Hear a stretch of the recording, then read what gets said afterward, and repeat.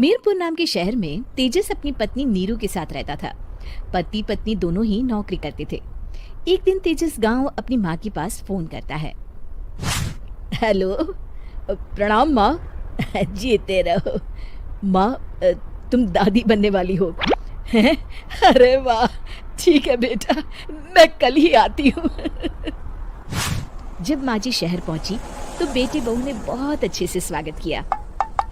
लीजिए माँ जी चाय। अरे गर्मा गर्म पकोड़े ले आओ माँ के लिए। नीरू रसोई में गई और 2 मिनट में ही पकोड़े ले आई। जी ये लीजिए। बहू जादू से बनाए हैं क्या? अभी तो रसोई में गई थी। यम्मी। माँ जी, शीला रसोई में पकोड़े तल रही है, मैं बस लेकर आई। हे भगवान, मेरा धर्म भ्रष्ट कर दिया तूने। अब तो गंगा जल से शुद्धिकरण करना होगा। दूसरे दिन, माँ जी मैंने नाश्ता बना दिया है, ऑफिस जा रही हूँ। पर अभी तो घर का सारा काम पड़ा है। शीला आती ही होगी, झाड़ू पोछा बर्तन कपड़े वो सब कर लेगी। हमारे जमाने में घर का सारा काम हम ही करते थे। जी माँ जी, आप बहुत होशियार हैं, मैं घर ऑफिस दोनों नहीं संभाल पाती। तो जरूरत क्या है घर से बाहर जाकर चाकरी करने की? वैसे भी घर का काम खुद करने से घर में बरकत आती है, समझी? पर माँ जी। पर वर कुछ नहीं, इस महीने की पगार मिले फिर ऑफिस बंद है। हाँ। रात को नीरू तेजस से कहती है, सुनिए जी, माँ जी बोल रही थी कि मैं नौकरी छोड़ दूं। वैसे ठीक ही तो है, अभी तुम्हें आराम की जरूरत है। फिर भी आराम कहाँ, शीला को छुड़ाने के लिए बोल रही थी। तो अब 24 घंटे में इतना काम तो कर ही सकती हो। पर जॉब पसंद है मुझे, घर पर मन नहीं लगेगा। अगले दिन जब दोनों ऑफिस के लिए निकल रहे थे, मेरी तो कोई कीमत ही नहीं है इस घर में। माँ जी आजकल महंगाई बहुत है, रहन सहन भी बदल गया है, दोनों नौकरी करते हैं तभी ठीक रहता है। अच्छा, तू कहना क्या चाहती है? मेरा बेटा तुझे बिठा के खिला नहीं सकता? तू ही इस घर का खर्च चला रही है, हैं?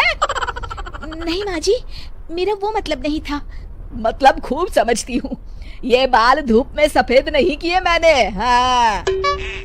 अब तो ये रोज का काम हो गया था। तेजस भी रोज की झिकझिक से परेशान हो गया था। एक दिन उसने कहा, नीरू, वैसे भी तुम्हें मैटरनिटी लीव मिलने वाली है, तो अभी से ही छुट्टी ले लो। पर क्या, मेरी सैलरी अच्छी खासी है। आखिर नीरू ने रिजाइन कर दिया। जब बच्चा हुआ तो घर में सब बहुत खुश हुए। कुछ दिनों बाद तेजस फाइल देख रहा था। क्या हुआ तेजस, कुछ परेशान लग रहे हो? हाँ, वो हमारी जितनी सेविंग्स थी वो तो हॉस्पिटल में और छठी के फंक्शन में खत्म हो गई है नीरू। और अभी वैसे मंदी चल रही है तो मैं बोल रही थी कल मुन्ना को हेपेटाइटिस का टीका लगवाना है। नीरू, क्या पोस्टपोन नहीं कर सकते? नहीं जी, बिल्कुल नहीं। अब तेजस को समझ में आ रहा था कि उससे गलती हुई है। पैसों की कमी का असर घर के माहौल पर भी पड़ रहा था। अगले दिन, बेटा मेरा चश्मा और ये दवाइयाँ ले आना, पर्चा देते हुए माँ जी ने कहा। जी। तेजस, मुन्ना के लिए दूध का डिब्बा और डायपर भी ले आना, और ये किराने के सामान की लिस्ट है, इसे भी लाना है। तेजस गुस्से में लिस्ट मरोड़ कर फेंकता है और चिल्लाता है, पैसे क्या पेड़ पर उगते हैं? ये ले आना, वो ले आना। अरे पर ये जरूरत का सामान ही है। वो गुस्से में बिना कुछ कहे ऑफिस चला गया। अरे अरे लंच तो ले जाइए। नीरू दौड़कर डिब्बा पकड़ाती है। एक दिन खाना खाने के बाद, नीरू, अब तो मुन्ना कुछ बड़ा हो गया, तो अब तुम वापस ज्वाइन कर लो ना जॉब। पर इस रिसेशन में जॉब मिलना बहुत मुश्किल है। ट्राई तो करो। फिर मुन्ना? माँ जी है ना, और एक फुल टाइम मेड भी लगा लेंगे। पर माँ जी, उन्हें तो पसंद नहीं। तभी माँ जी वहाँ आ जाती है और प्यार से नीरू के सर पर हाथ फेरते हुए बोलती है, अब मेरी समझ में आ गया बहू, पहले के और अब के समय में अंतर है। तुम काम शुरू करो, मुन्ना की जिम्मेदारी मेरी। मेरी प्यारी माँ जी। ये कहकर नीरू उनके गले लग गई।